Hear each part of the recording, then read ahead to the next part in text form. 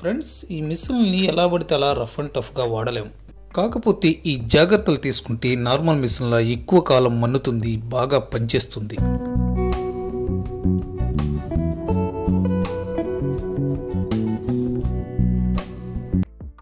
మొదటిది, కుట్టు స్టార్ట్ చేసేటప్పుడు నీడిల్ కిందకు దించుకొని స్టార్ట్ చేయాలి.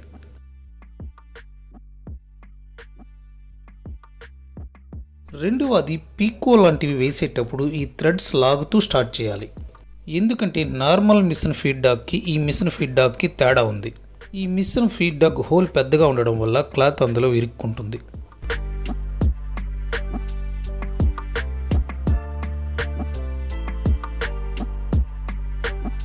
ఈ జాగ్రత్తలు తీసుకుని పీకో వేస్తే అందంగా వస్తుంది.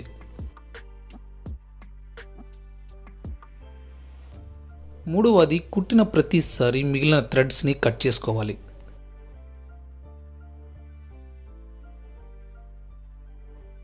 ఇలా చేయకపోతే నెక్స్ట్ వేసిన స్టిచ్లో ఈ థ్రెడ్స్ చిక్కుకుని ముద్దలా కనబడతాయి. స్టిచ్ బాగా అందంగా వచ్చింది కదా.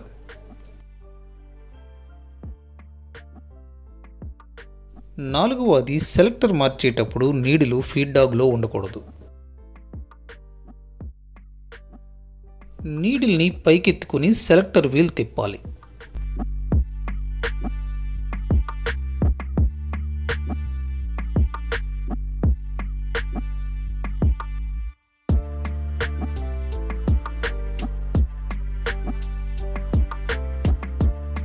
ఐదు, ఇలా కూడా మనం థ్రెడ్స్ కట్ చేసుకోవచ్చు. మిషన్కే బ్లేడ్ ఉంటుంది.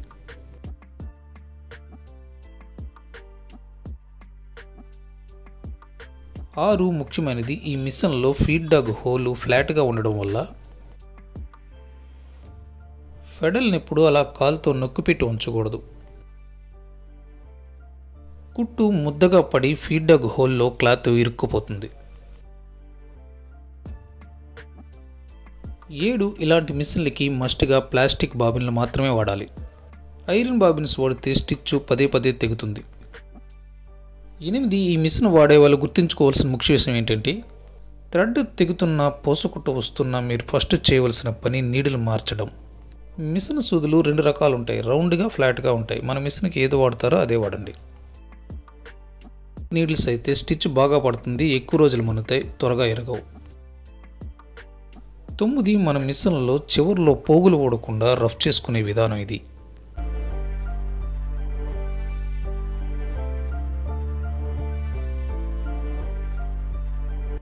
10వది, చివరిది,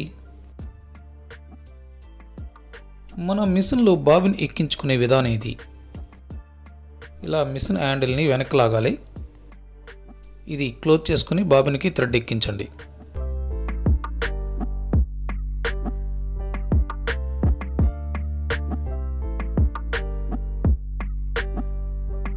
ఈ వీడియో కానీ నచ్చితే లైక్ చేయండి, షేర్ చేయండి. Please subscribe my channel Prakasam Telugu.